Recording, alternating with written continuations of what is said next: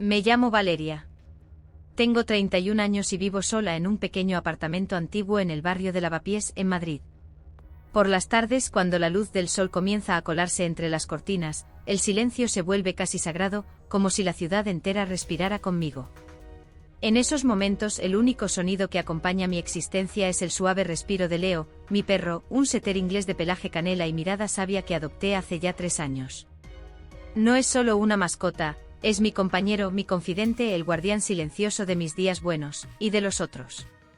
Después de una relación que me rompió el alma y me hizo desconfiar incluso de mí misma, pensé que el amor ya no era algo para mí. Pero con Leo encontré algo distinto, algo más sereno, más honesto. A veces me sorprendo hablando con él como si pudiera responderme. Y aunque no dice palabra, su mirada parece comprender todo lo que callo. Sin embargo, hace unos días, durante una noche particularmente fría y solitaria, algo cambió. Fue apenas un instante, una sensación que me descolocó. Desde entonces no puedo dejar de pensar en lo que pasó, ni en lo que podría significar. Desde aquella noche extraña en la que sentí algo que no supe explicar, mi mente ha estado más inquieta que de costumbre. No era miedo exactamente, tampoco deseo. Era una mezcla sutil, como una grieta diminuta que se abre en una pared silenciosa. Y cuando algo se quiebra, por pequeño que sea, el eco se propaga hacia adentro. Empecé a recordar cosas que creía olvidadas, memorias polvorientas de una infancia que parecía enterrada. Cerraba los ojos y volvía a aquella casa en las afueras de Valencia, donde crecí entre campos de naranjos y tardes eternas de verano. Mi padre, Mateo, era un hombre de pocas palabras y muchas normas.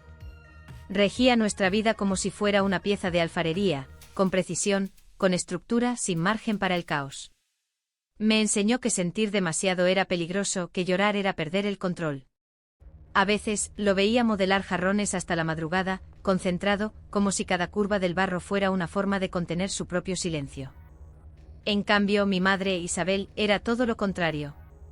Se sentaba junto al fuego en invierno y me contaba historias de amor imposibles, de mujeres que esperaban toda la vida por una carta o una mirada. Me hablaba de almas que se reconocían con solo cruzarse en la calle, de casualidades que cambiaban destinos. Yo la escuchaba con los ojos abiertos como platos, creyendo que algún día me pasaría lo mismo. Y quizás, en algún momento, lo creí.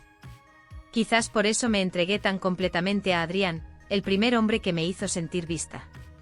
Tenía 23 años cuando lo conocí, y durante un tiempo creí que con él todo tenía sentido. Pero las cosas hermosas también se rompen. Al final descubrí que su dulzura escondía un orgullo frío, que sus promesas eran castillos de aire. Me dejó un domingo por la mañana con una nota breve en la mesa. Lo intenté, pero no sé quererte como tú necesitas. Desde entonces, algo se cerró en mí. Me volví más cuidadosa, más callada. Me mudé a Madrid, buscando comenzar de nuevo, y adopté a Leo como quien adopta un ancla en medio de un mar revuelto. Durante años me convencí de que había encontrado la paz.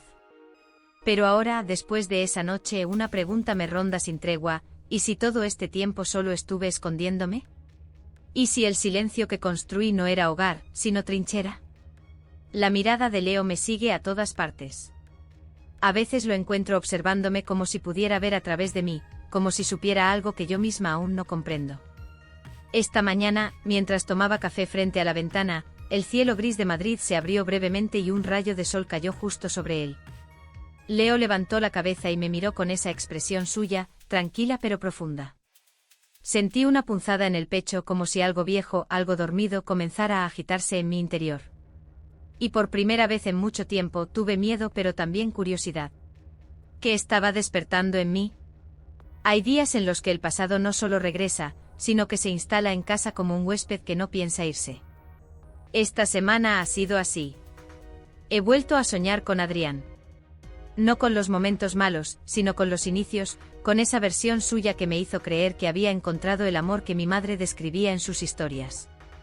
Tenía una sonrisa que desarmaba, unos gestos atentos, una voz baja que se volvía murmullo cuando me hablaba al oído. Nos conocimos en una exposición de diseño. Yo aún no tenía claro qué rumbo tomar con mi carrera, pero él sí. Todo en Adrián parecía definido, seguro, estructurado. Era como una brújula cuando yo andaba sin mapa. Me sedujo su seguridad, su mundo ordenado, su aparente estabilidad. Lo nuestro fue intenso desde el principio. Vivíamos como si no hubiera un mañana, como si el amor pudiera con todo. Pero con el tiempo empecé a notar que esa seguridad suya no era tan sólida como parecía. Tenía una forma sutil de hacerme sentir pequeña, como si mis emociones fueran siempre demasiado. No seas tan dramática, Valeria, me decía cada vez que lloraba. Comenzó a retirarse lentamente con gestos que apenas se notaban, menos mensajes, menos caricias, menos presencia. Hasta que un día simplemente no volvió. La nota que dejó fue breve, seca, casi cobarde.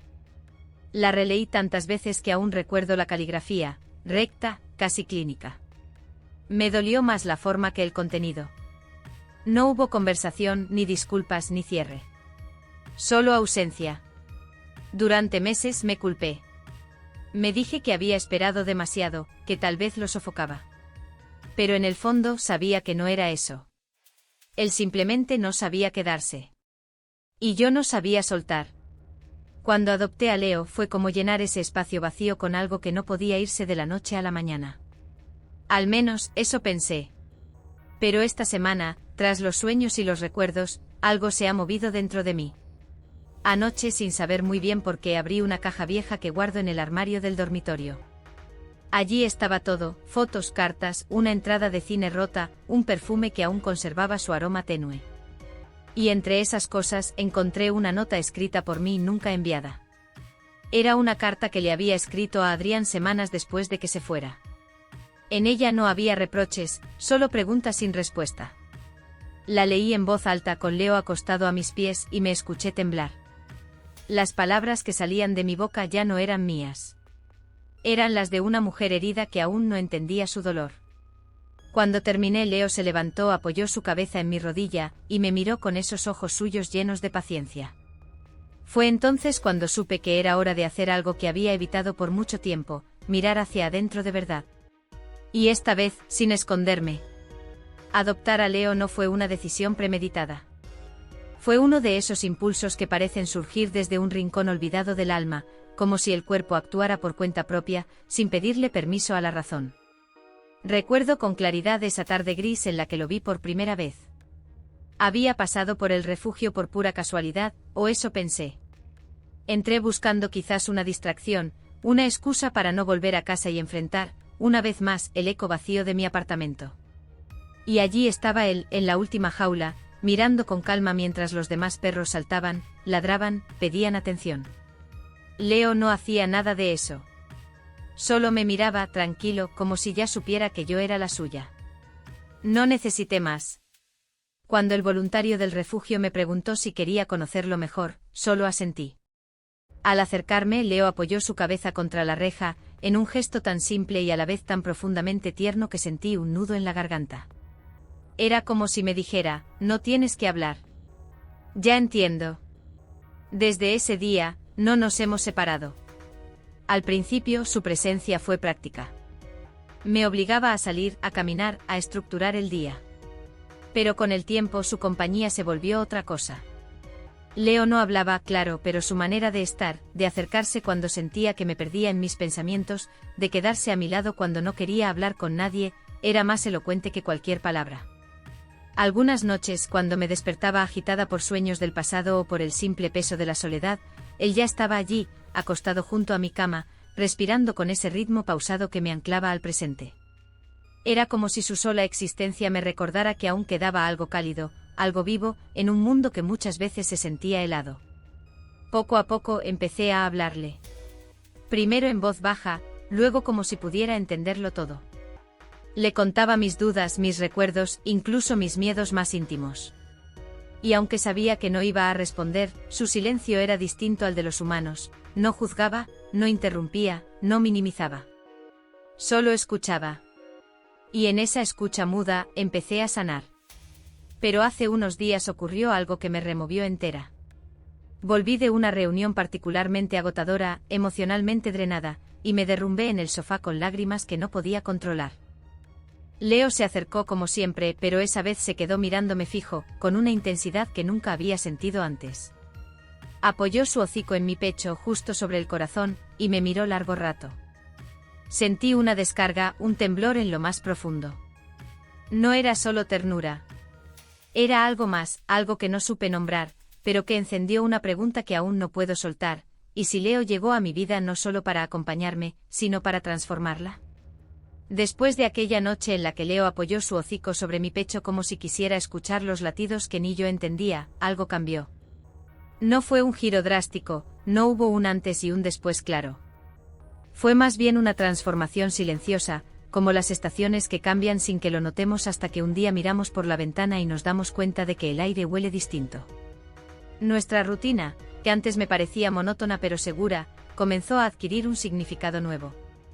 Cada mañana, cuando Leo se sentaba a mi lado mientras tomaba café y revisaba mis correos, yo sentía una calma que no venía del mundo exterior, sino de dentro de mí. No era felicidad en el sentido tradicional. Era otra cosa. Una suerte de plenitud discreta, una paz que, aunque frágil, me sostenía.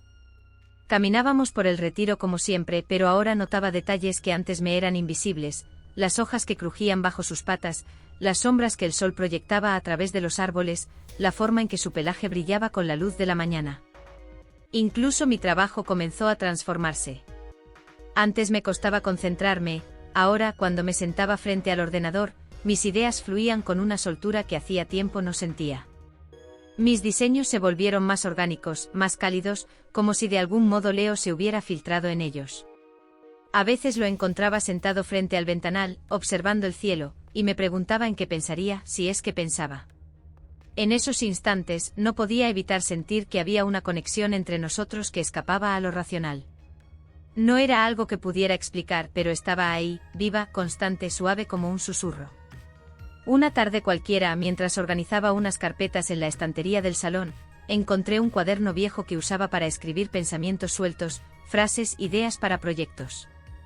Lo abrí por curiosidad y me encontré con una página escrita a mano, sin fecha. Decía: no sé si estoy sola o si me he acostumbrado tanto al silencio que ya no lo distingo de la paz. Me detuve. Esa frase olvidada me sacudió. Me di cuenta de que, aunque Leo me había dado estabilidad, seguía habitando una especie de pausa prolongada. Como si toda mi vida hubiera sido un paréntesis tras la herida con Adrián, y yo aún no me hubiese atrevido a escribir lo que venía después. Esa noche, mientras acariciaba a Leo sobre el sofá, me hice una pregunta que me incomodó más de lo que esperaba: ¿y si estaba proyectando en él todo lo que no me atrevo a enfrentar en mí misma? Él levantó la cabeza y me miró con esa expresión suya que parece lejana y próxima al mismo tiempo. Me sentí vulnerable, como si acabara de abrir una puerta que había mantenido cerrada por años. Y lo supe, lo estaba a punto de cambiar, de manera inevitable. Esa noche la lluvia comenzó a caer con una intensidad que no veía desde hacía meses. Las gotas golpeaban los cristales como si quisieran entrar, como si el cielo quisiera decirme algo que yo no estaba lista para escuchar. Cerré el portátil más temprano de lo habitual, incapaz de concentrarme. Había algo en el aire, algo eléctrico e inquietante, que me ponía nerviosa sin razón aparente. Leo, que siempre se mostraba tranquilo, caminaba de un lado a otro, moviendo las orejas, atento a los truenos lejanos. Yo me senté en el sofá, envuelta en una manta, con una copa de vino en la mano, intentando acallar el temblor sutil que recorría mi cuerpo. Miré a Leo, que ahora me observaba desde el pasillo, inmóvil. «Ven», le dije en voz baja, y vino.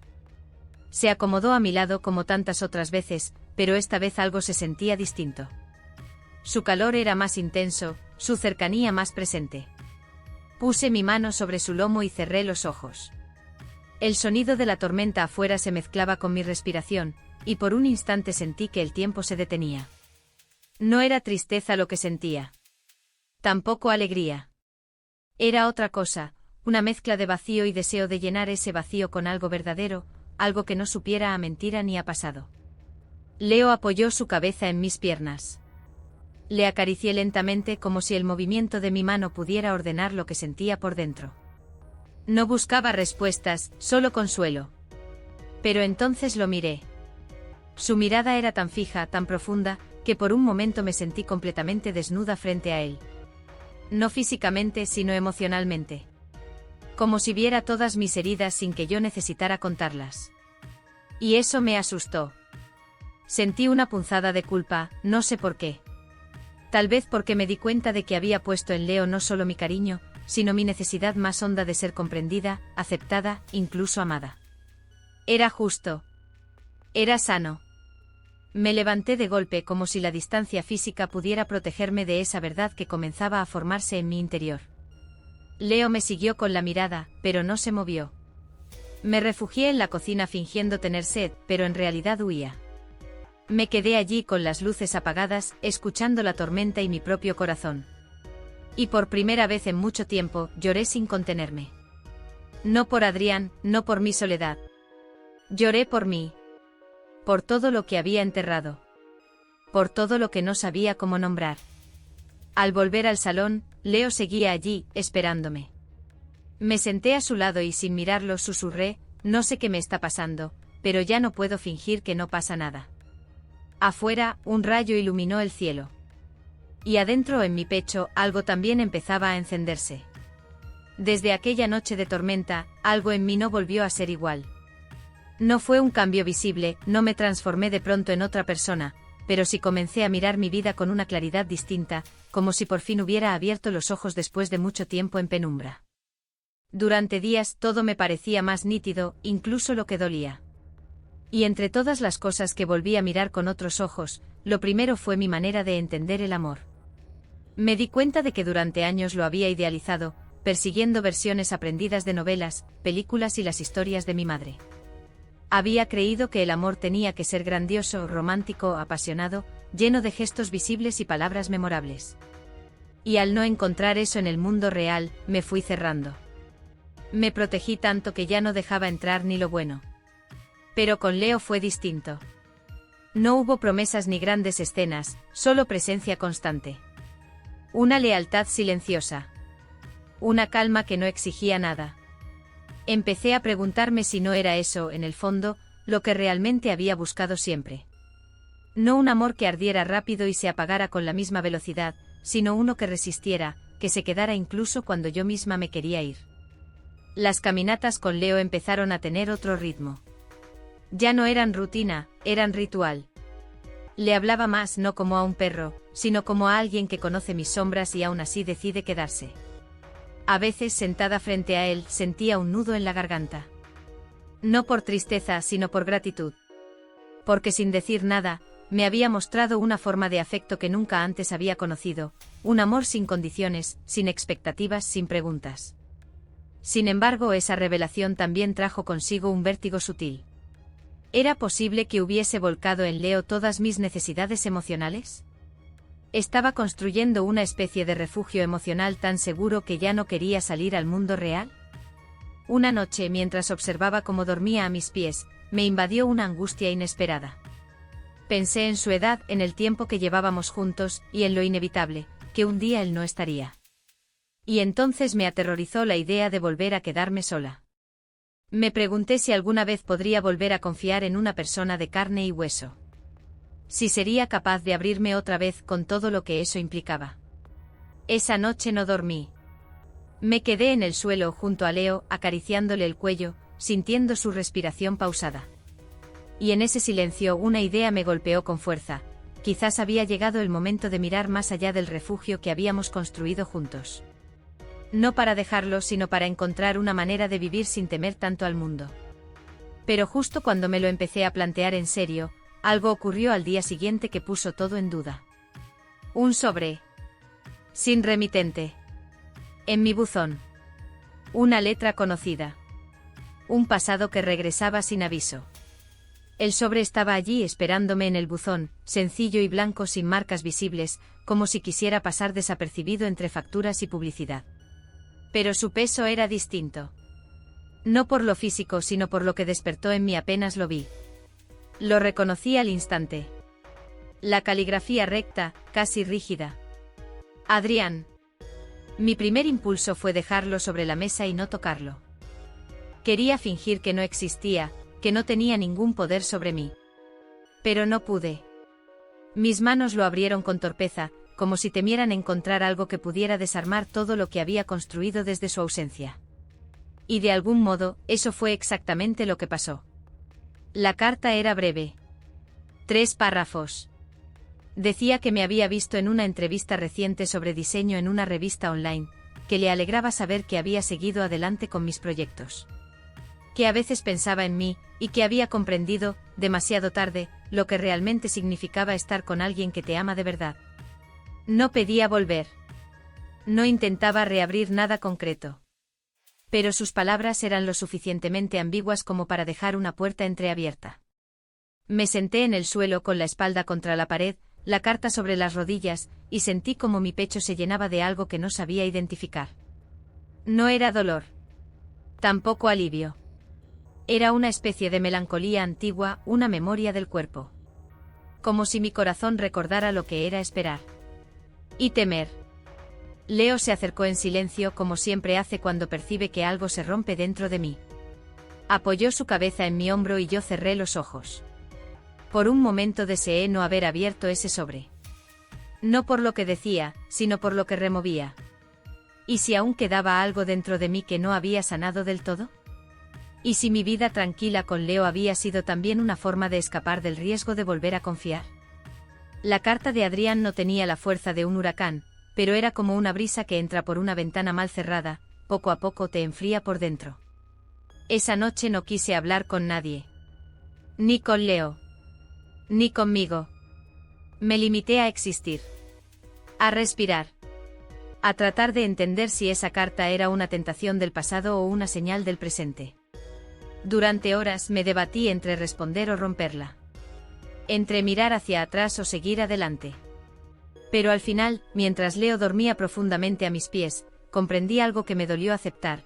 La herida que creía cerrada aún sangraba, silenciosa, debajo de las capas de rutina, éxito y compañía. Y que antes de tomar cualquier decisión, tenía que enfrentarme a esa verdad incómoda. No por Adrián. Ni siquiera por Leo. Por mí. Porque solo cuando se mira de frente al dolor es que se puede decidir con el alma libre. Esa madrugada, encendí la lámpara y volví a leer la carta. Esta vez sin miedo.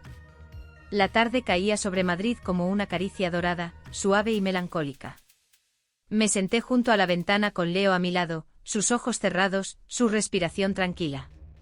En mis manos, la carta de Adrián ya no tenía el peso de antes. La había leído, comprendido y finalmente soltado. No necesitaba más respuestas. No buscaba revancha ni reconciliación. Solo verdad. Y la verdad era que yo ya no era aquella mujer que esperaba amor en los márgenes de una promesa rota. Leo, con su lealtad silenciosa, me había enseñado que el afecto más profundo no hace ruido, no exige, no hiere. Me había acompañado a través de mi sombra y me devolvió, sin saberlo, a la luz. No respondí la carta. En lugar de eso, respondí a mí misma.